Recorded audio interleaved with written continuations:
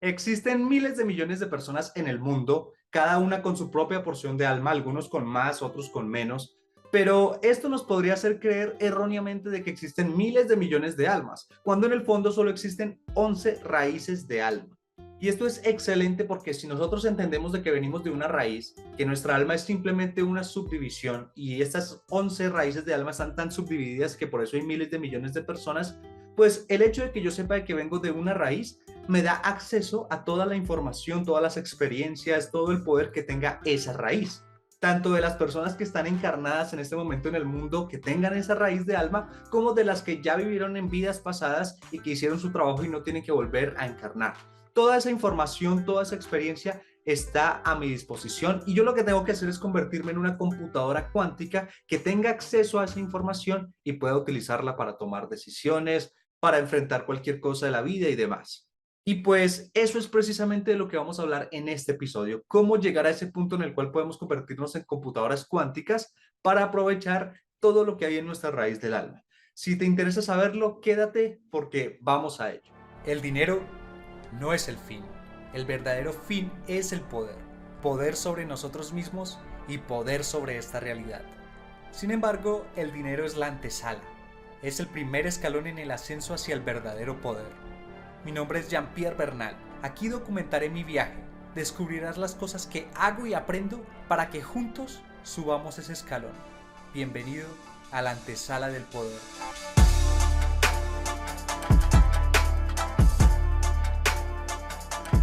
Bueno, poderoso, poderosa, bienvenido, bienvenida a este episodio número 370. Momento en que se publica este episodio es el día viernes 7 de octubre del año 2022. Y tal como lo dijimos al principio, vamos a hablar de cómo convertirnos en computadoras cuánticas que tengan acceso a la información de todas las almas o subdivisiones de alma de nuestra raíz de alma. De una vez aclaro de que lo que vamos a hablar aquí está basado mucho en la porción de la Torá llamada Vayelech, la cual es especial porque es lo último que escribe Moshe en la Torá. De hecho, en un resumen rápido, por si la lees literal, la cual va desde Deuteronomio, capítulo 29, versículo 9, hasta el capítulo 31, versículo 30, Vayelech, que traduce y él fue, recuenta los eventos del último día en la vida terrenal de Moshe. Él dice, yo tengo 120 años hoy y ya no puedo salir ni entrar más, porque habla de que Moshe le había transferido su liderazgo del pueblo de Israel a Yoshua, a su sucesor.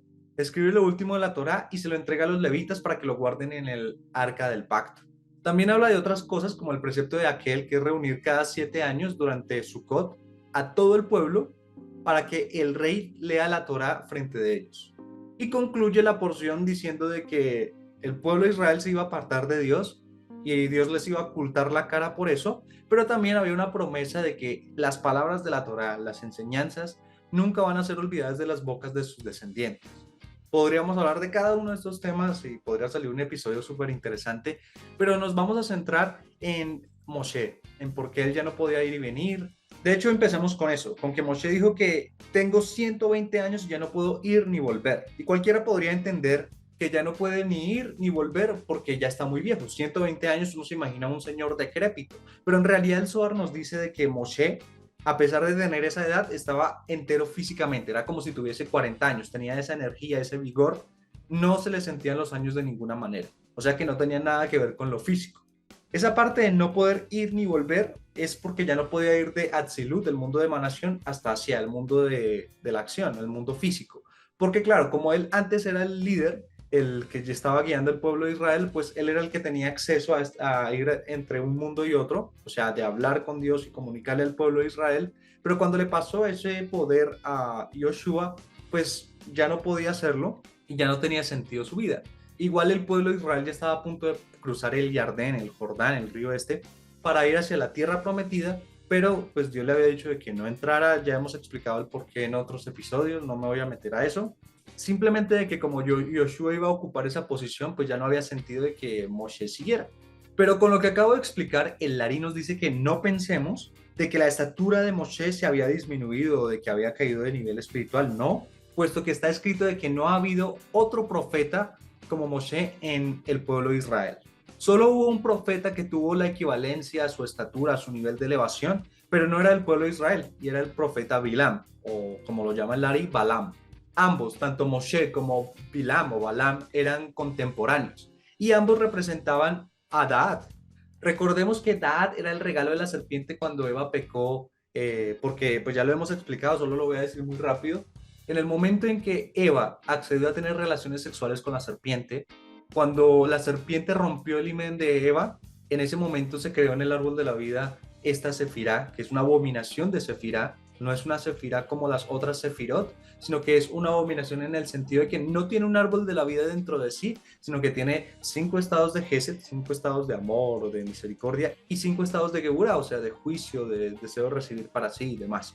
Entonces es esa percepción del bien y del mal. Por eso es que se dice que comieron del fruto del árbol del bien y del mal.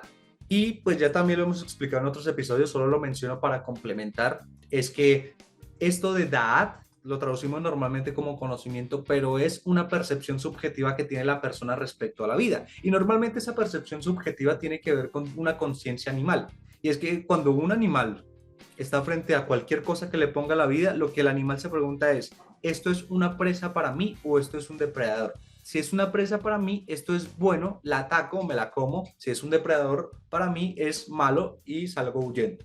Los seres humanos somos más sofisticados que eso y no decimos que es una presa o es un depredador, sino que es algo bueno para mí o algo malo para mí, porque esa evaluación del bien y del mal generalmente está únicamente en lo que tiene que ver con la posición que ocupa la persona a nivel de percepción subjetiva.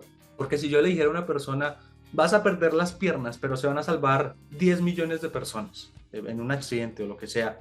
Si uno lo mira desde un punto de vista global, uno dice, es buenísimo que él pierda 2 piernas, porque no muere y se van a salvar millones de vidas. Pero si uno se lo pone a él desde su perspectiva animal, o sea, solamente su percepción de él como individuo y de nadie más, pues es súper malo. O sea, él por qué va a perder sus piernas. Es malísimo que pierda sus piernas. Así que bueno, eso es Da'at básicamente. Y Moshe, como Bilam, representaban Da'at. Moshe representaba la parte de la Kedushá, la parte del Da'at bueno, por decirlo así, y Bilam representaba la parte mala del Da'at.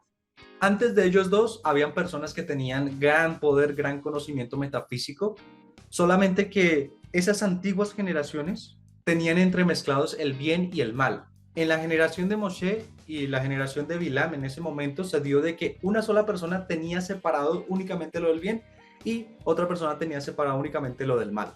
Que realmente esta fue la corrección o el trabajo que hizo Moshe por el mundo en ese momento, que fue separar la mezcla que había entre el conocimiento de lo bueno y de lo malo en Da'at. Porque entendamos que esta parte de la inclinación hacia lo bueno y la inclinación hacia lo malo, que en el fondo es más bien la inclinación hacia el egoísmo, porque el animal es egoísta, solo piensa en sí mismo, estaban entremezclados, era por el resultado de lo que habían hecho Adán y de lo que había hecho Abel. Ambos habían mezclado lo bueno y lo malo. Por lo mismo, todas las generaciones que vinieron después, aunque tenían gran nivel y gran conocimiento, tenían la mezcla de la inclinación a lo bueno y de la inclinación a lo malo. Moshe corrigió eso. Por fin alguien solamente tenía esa inclinación hacia lo bueno. De hecho, eso se entiende porque cuando la mamá vio a Moshe nacer y lo vio y dijo que era bueno.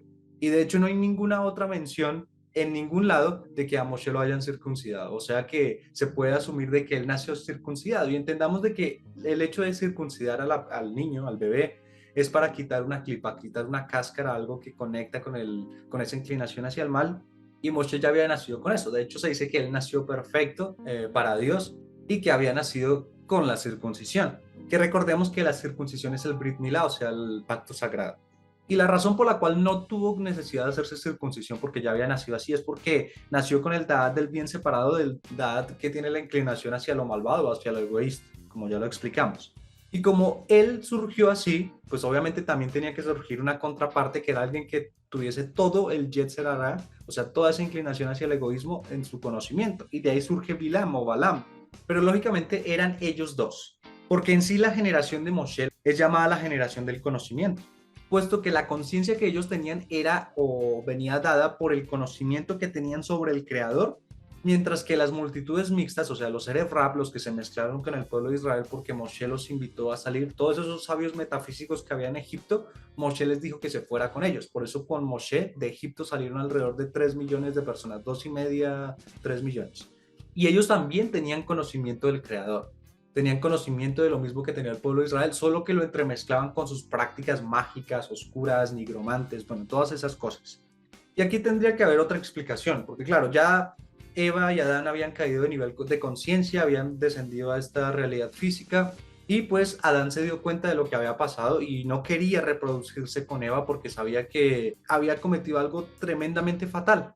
Entonces lo que él quería era morir para que se acabara todo y que tuvieran que volver a iniciar la creación. Pero el hecho es que en ese deseo de no querer procrear, se separó de Eva, de Java, durante 130 años.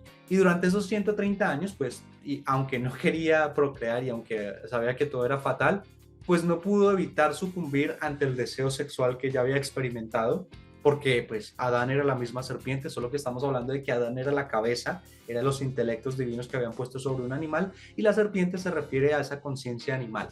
O sea, el cuerpo del ser humano es un animal, solamente que a ese animal le pusieron intelectos divinos y esa fue la creación de Adán.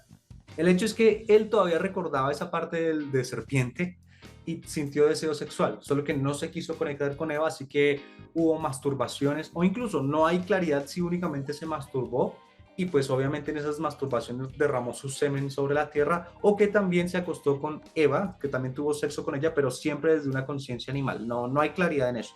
El hecho es que sí hubo muchas masturbaciones y todo ese semen que él derramó sobre la tierra fueron chispas de luz que terminaron cayendo en la tierra y que por medio de un proceso de transmigración de almas se fueron corrigiendo.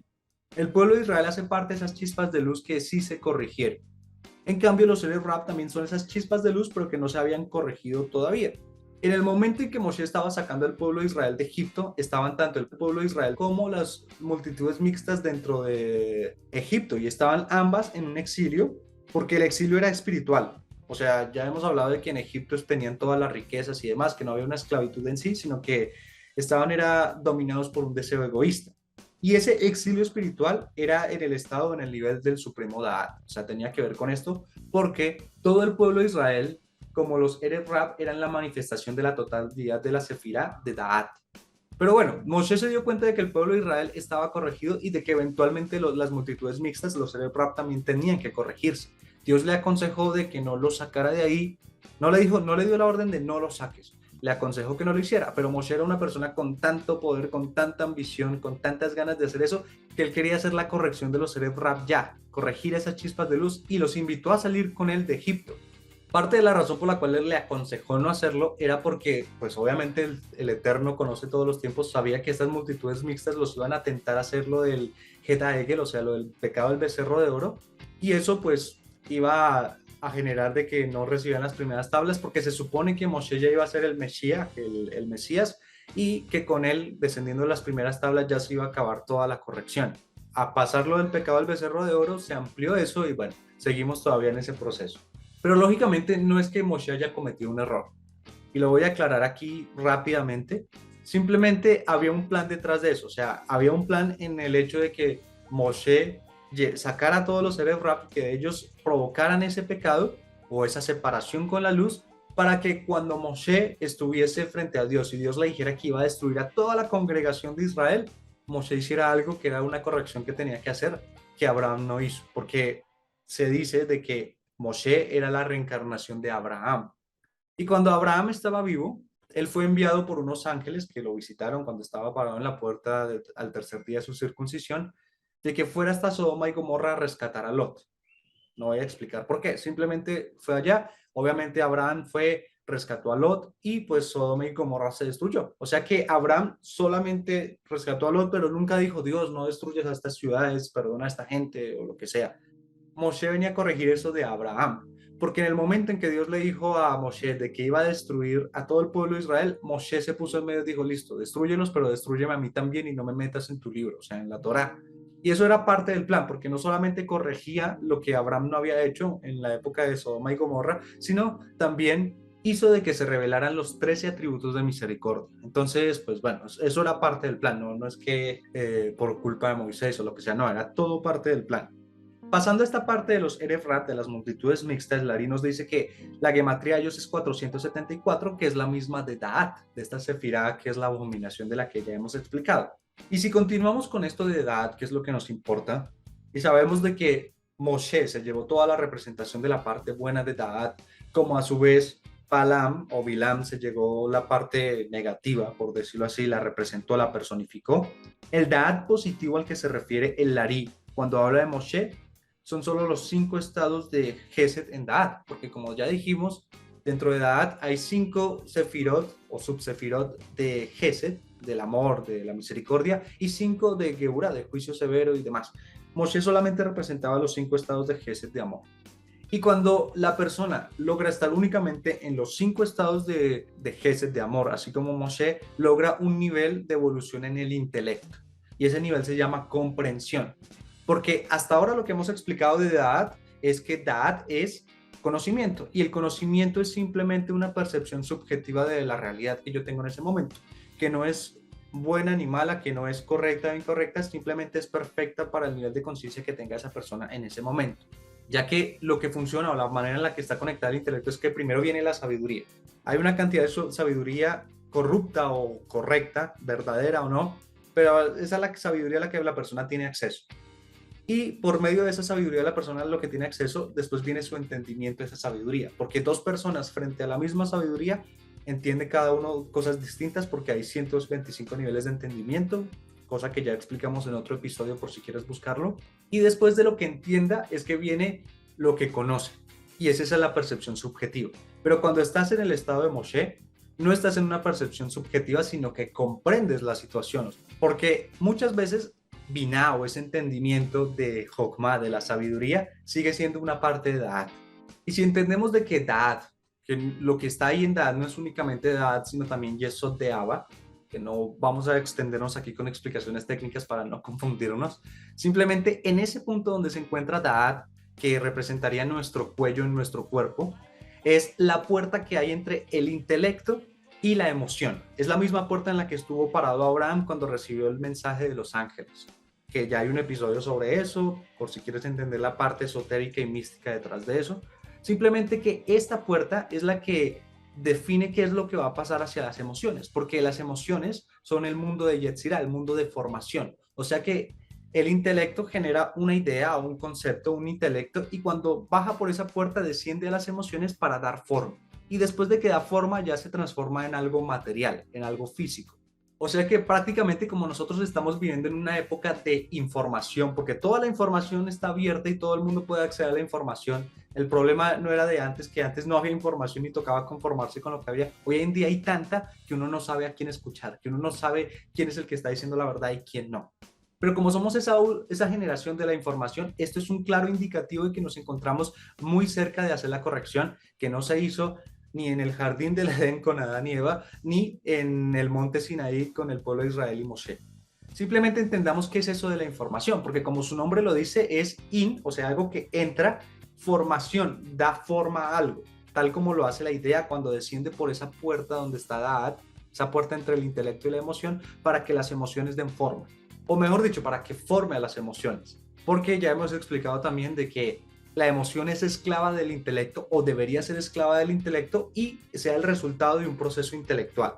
Y que lógicamente la realidad física y la acción es un esclavo de nuestra emoción y que lo que sea que nuestra emoción dictamine, dado por el intelecto, lógicamente, se refleje o resulte en la acción o lo que haya en nuestra realidad física. El problema de hoy en día es que estamos hablando de un estado de una persona que está entera, que entiende cuál es este proceso. Para los que no, que son la mayoría de las personas, la información que viene de afuera, algo externo, ingresa a ellos y los forma. O sea, cumple la misma función. Ingresa y les da forma, formación.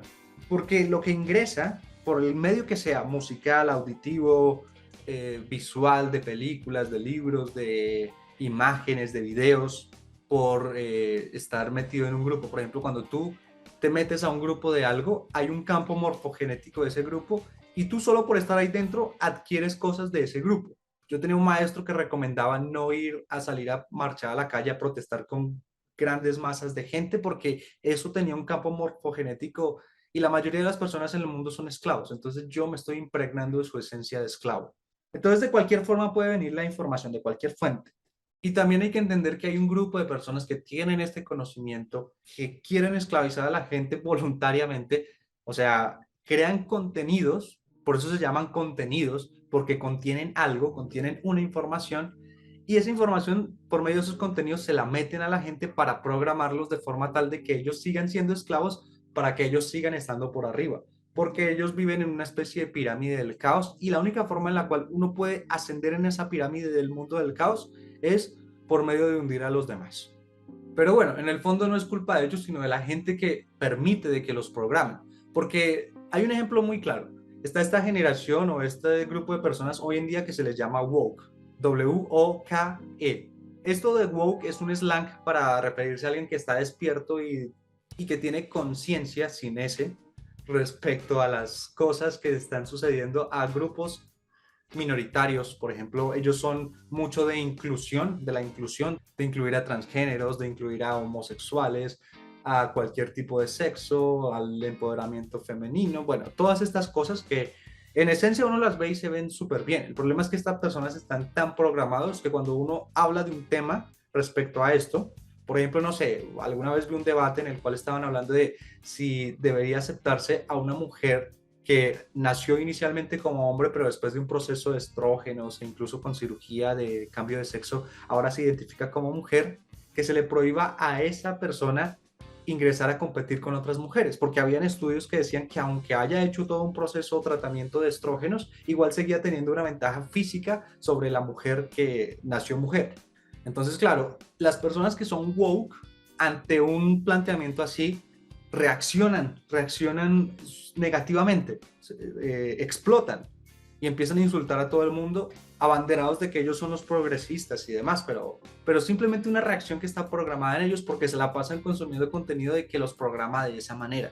O sea que aunque sus intenciones sean buenas, solo están siendo presas y están siendo esclavos de un sistema de contenidos y demás. Y así con cualquier otro tema. O sea, lo podemos ver en política, lo podemos ver en deportes, lo podemos ver en cualquier cosa, que las personas ante cualquier situación reaccionan todos igual. O sea, que hay un grupo de personas que ante la misma situación todos reaccionan de la misma manera. ¿Por qué? Porque han sido programados para eso. Hay un episodio que hicimos hace algunas semanas o hace pocos meses que se llama de que la mayoría de las personas son los bots de la Matrix, por si quieres escucharlo, ahí entramos más en detalle a eso. El hecho es que estábamos hablando de que Dad, en el mismo punto que está Dad, también hay una evolución en el intelecto y esa evolución es la comprensión. Y pues comprensión quiere decir estar comprendido en algo, o sea, estar dentro de algo, porque como decíamos, contenido es porque contiene una información. Creador de contenido en TikTok, porque hace videos respecto a hablar sobre cualquier tema, X tema, sobre feminismo. Entonces, trae una información de feminismo, crea un contenido, o sea, dentro de ese video hay contenida información y las personas que lo consumen reciben o se inoculan esa información dentro de sí. Pero cuando hablamos de la comprensión, cuando la persona está comprendida, la misma persona se convierte en el contenido y deja de que contenidos externos que otras personas crean, e incluso estos mismos grupos de personas con conocimiento que quieren esclavizar a los demás, se aleja de esos contenidos, él se vuelve el contenido y deja de que otras personas le inyecten lo que él tenga que pensar, deja de reaccionar, simplemente es una persona consciente y con un pensamiento propio, porque cuando la persona misma se vuelve el contenido, en ese punto él pasa a ser valioso, sus ideas pasan a ser valiosas, no se vuelve un robot o un esclavo más. Y si alguien estudia y verdaderamente desea un crecimiento espiritual, va a adquirir poder. Y una persona poderosa no puede ser alguien que llega a otra persona o llega a otro grupo y le inyecta en su cabeza qué es lo que tenga que pensar. Una persona poderosa tiene su propio poder de pensamiento. Pero bueno, ¿qué tiene que ver esto con la parte de la computadora cuántica para acceder a esto de las raíces? Bueno, hablábamos al principio de que existían raíces de alma, que la verdad no son tantas, en realidad son 11, porque cuando la luz y la vasija se separaron en el principio de todo, la vasija original se dividió en 11 pedazos, que esos fueron los primeros 11 raíces del alma, y después esos 11 pedazos se subdividieron en 288 pedazos, que son las 288 luces que están atrapadas en el mundo del caos, y cuando sean liberadas llega la redención final, que está conectado a lo que hablábamos de que había unas chispas de luz, que Adán botó el semen por ahí, y hay una que ya se corrigió, que es todas las raíces de alma de Israel, de Am Israel, y toda persona que venga desde esta raíz del alma, que seguramente es una persona que le interesan los temas que tocamos acá, porque alguien que no sea alma de Israel no le interesa de lo que yo estoy hablando en realidad.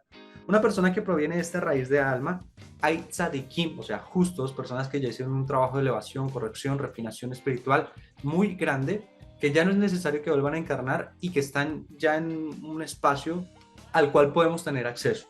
Y ellos pueden venir a nosotros por medio de Iburim, o sea, de impregnaciones. O sea, trozos de esa alma que vienen y caen sobre nosotros, que entran en nosotros. Lógicamente, ellos no pueden entrar en una persona que tenga un deseo egoísta, o sea, yo no puedo decir, uy, yo deseo Iburim para ser más poderoso yo, o sea, un deseo egoísta no. Tiene que ser para hacer algo por otro, para contribuir al otro, para eliminar un caos.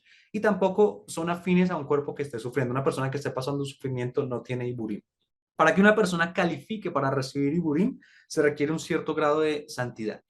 Y ese grado de Kedushá, de santidad, tiene que ver con un grado de completud, o sea, de estar completo. Porque una persona que está entera es alguien que está constantemente consciente de lo que piensa y no permite que ningún pensamiento se meta en lo que él no desea pensar. O sea, nosotros en el fondo como seres humanos somos uno, por eso hay un colectivo humano y nosotros estamos conectados a ese colectivo humano. Por eso hablábamos de que no te metieras en grupos o en ciertos grupos que no te interesaba, porque había un campo morfogenético y también había un colectivo ahí que cuando yo ingresaba ahí me daba acceso a la información que tiene ese colectivo. Ahora, si a mí no me interesa la información que tiene ese colectivo porque va en contra de mi crecimiento, pues no me debería meter ahí, lógicamente. ¿Qué pasa? No sé si alguna vez te ha pasado de que estás por ahí caminando, haciendo cualquier cosa y se te viene a la mente una canción. De pronto sea una canción que esté muy pegada últimamente, tiene que ver con que estás conectando con los pensamientos del colectivo de los seres humanos. Y como estás conectando con eso, pues recibes como esas frecuencias en tu mente, recibes esos pensamientos. Una persona que es entera es capaz de identificar esos pensamientos que normalmente son de ese colectivo humano y están muy impregnados del miedo animal, porque la mayoría de las personas del mundo no han hecho un trabajo de refinación y esa falta de trabajo hace que ellos sean animales en cierta medida y que también sean esclavos. Entonces, cuando yo detecto que esos pensamientos vienen de ese colectivo esclavo y soy capaz de identificarlos, y no solo identificarlos, sino eliminarlos para que salgan de mi mente, en ese punto tengo cierto grado de santidad. Porque yo soy el que decido qué pienso, no los demás no me meten los pensamientos. O sea que yo, siendo una persona entera, decido con qué conectarme y con qué no. Y así como decido con qué conectarme y con qué no, con lo que yo decido conectarme, puedo ahondar aún más, ir a mayor profundidad y recibir más información sobre eso. Por eso los profetas tienen una gran capacidad intelectual, porque ellos pueden decidir con qué conectar, con qué no, e indagar dentro de eso que desean conectar, por eso les llegan los mensajes. E incluso no hay que tener un nivel de profeta. Una persona que ha logrado cierto grado de refinación espiritual, o sea, emocional en el fondo, y ha logrado precipitar mucho Neshama, o sea, el alma intelectual, con ese Neshama que es como el combustible que uno tiene para tener pensamientos profundos, es que yo puedo indagar profundamente dentro de esos pensamientos a los que sí deseo conectar. Y por eso, no sé, alguien que es un CEO muy respetado dentro de una industria, llega y dice, estos son mis insights, estos son mis pensamientos respecto a lo que yo creo que va a pasar en la industria dentro de 20 años. Y uno revisa después de 20 años y pasó muy, muy parecido a lo que él decía. ¿Por qué? Porque él tenía esa capacidad de predecir, no de profecía, porque en sí no es tanto profecía, sino de predecir lo que iba a pasar. Y por eso es que los profetas, como tienen aún más capacidad intelectual que este CEO, tienen la capacidad de que sea el mismo Dios el que les diga las cosas y después ellos la comunican a la gente. Así que para ser una persona entera, ¿qué se necesita? Y es que no exista incongruencia entre el pensamiento, entre la emoción y entre la acción. Por eso decíamos que el pensamiento tenía un esclavo que era la emoción y la emoción tenía que hacer todo lo que el pensamiento le dijera, no al revés. Y que la acción, o sea, la realidad física tenía un amo porque era esclavo de la emoción. Y si la emoción le hace caso al pensamiento, significa que lo que sea que una persona piense, después lo va a sentir, después lo va a emitir, porque las emociones son frecuencias en el espectro electromagnético, y después lo va a hacer. Por eso siempre todo trabajo espiritual inicia desde el intelecto. Entonces, cuando la persona es capaz de vivir este momento, lo que sea que esté haciendo, cepillándose los dientes, comiendo, escuchando este podcast, y de verdad únicamente su pensamiento, su emoción y su acción en esto, en ese momento la persona se entera. Lógicamente no es solo en este momento, es mantenerlo durante todo el tiempo posible, que no es fácil. Yo lo he venido practicando últimamente, no es fácil, sobre todo cuando tú eres espiritual y que como todo el tiempo estás divagando en tu mente con conocimientos y pensamientos, no es fácil, pero si logras este grado de entereza, te vuelves el candidato ideal para que estas impregnaciones de almas de tu misma raíz de alma puedan venir a ti Y cuando tú vayas a tomar decisiones o a enfrentar algo, lo que sea que la vida te ponga enfrente, no lo vas a hacer solo, sino que te conviertes en esa computadora cuántica en donde todas las experiencias de esas impregnaciones de alma de personas que ya vivieron y que ya vivieron eso, se vuelven propias a ti. Por eso te llega como esa intuición de no me voy a coger por la derecha, voy a ir por la izquierda. No sabes por qué, pero te vas por la izquierda y las cosas salen perfectas. Y después te enteras de que si hubieras cogido por la derecha, no sé, te chocabas, no sé, alguna cosa así. O sea, la persona en ese punto sabe decidir y lo hace desde la comprensión, o sea, desde el punto más elevado del intelecto, que es cuando el Da'at no está corrompido por esa parte que va a la inclinación del egoísmo. Espero que haya sido muy claro. Sé que si pones en práctica por lo menos el hecho de que te vuelvas entero, de que haya una congruencia entre lo que piensas, lo que sientes y lo que haces, en ese momento vas a empezar a tener mayor claridad. Porque ya con esto cierro, hay muchas cosas que están ocupando nuestro pensamiento, muchas cosas, muchas preocupaciones que quieren nuestra atención. Y puede que sean importantes. Es como la gente que está en su casa con su familia y todo el tiempo que están con su familia están pensando en el trabajo porque hay cosas importantes y demás. Pero cuando están en el trabajo se la pasan pensando de, ay, ojalá estuviera con mi familia o estuviera de vacaciones y demás. Y como que nunca viven el momento. ¿Por qué? Porque esas cosas reclaman su atención. La forma en la cual yo puedo hacer para que esas cosas que reclamen mi atención se resuelvan por sí solas es que yo esté viviendo este momento. Porque claro, si esas cosas están reclamando mi atención es porque son importantes. Y si yo no les estoy dando la atención porque mi atención está centrada en lo que estoy en este momento presente, ellas, como están deseando mi atención, no les va a quedar más remedio que acercarse a mí. Entonces, si tienes un problema con alguien, por ejemplo, y ese problema tú lo quieres resolver, pero no te deja en paz en la mente cómo resolverlo ni demás. Olvídate, lo mejor que puedes hacer es olvidarte de eso por un momento, hacer algo por alguien más para beneficiar a alguien más y estar únicamente centrado en beneficiar a esta persona. Vas a ver que de la nada la otra persona con la que tienes el problema te va a llamar y te va a decir que quieres que arreglen las cosas. Así es como funciona el sistema. Si algo te está reclamando tu atención y tú no se la das, y eso es importante, se va a acercar a ti para que le des atención. Y el 99% de los problemas que una persona tiene solamente existen porque la persona le está dando atención. Si la persona no le da atención, se muere o se resuelven solos. Así que bueno, ya esto es total claridad. Ya para irnos, tres cosas muy rápidas. La primera es que si consideras que esto que acabas de escuchar es valioso para que más personas puedan ser enteros, compárteles la información. Si deseas hacerlo apoyando el podcast, comparte el episodio, recomienda el podcast. Si no deseas hacerlo, es respetable, simplemente compártelo porque de verdad te aconsejo que con tus propias palabras, con tu propio contenido o lo que sea, sin mencionarnos, no hace falta, compartas la información, que se la expliques a otros, porque haciéndolo logras un nivel de entendimiento superior. O sea que ganancia para ti, ganancia para ellos. Lo segundo es que este podcast, La Antesala del Poder, tiene una comunidad de personas que ya están siendo enteros, ya tienen congruencia entre su pensamiento, su emoción y su acción. Si tú eres así o estás en camino a ser así, este es el sitio ideal para ti. Para ser parte, en la descripción de este episodio vas a encontrar dos enlaces, uno hacia un grupo de WhatsApp, otro hacia un canal de Telegram. En ambos estamos forjando la comunidad, te puedes unir a ambos o te puedes unir al que te quede más cómodo. Si por alguna razón decides no hacer parte, eso no te hace una persona incompleta, no te preocupes. Al contrario, espero que lo que hayas escuchado te haya sido de mucha utilidad. Por lo mismo, no me restaría más que decirte la tercera cosa, que es invitarte a escuchar los episodios que ya están publicados. Sin más por agregar, que tengas acceso a toda esa información de la raíz de tu alma. Te agradezco mucho por haber escuchado este episodio. Bendigo tu camino. Te invito a revisar los episodios que ya están publicados y te invito a compartirlos por si consideras que esto es bastante interesante para que otras personas también se enteren. En la descripción de este episodio vas a encontrar enlaces para la comunidad del podcast, así puedes hacer parte de ella, y también enlaces con los cuales puedes contactarme, ya sea que tengas una propuesta, un negocio o lo que sea. Sin más por decir, gracias poderoso, nos vemos en un próximo episodio.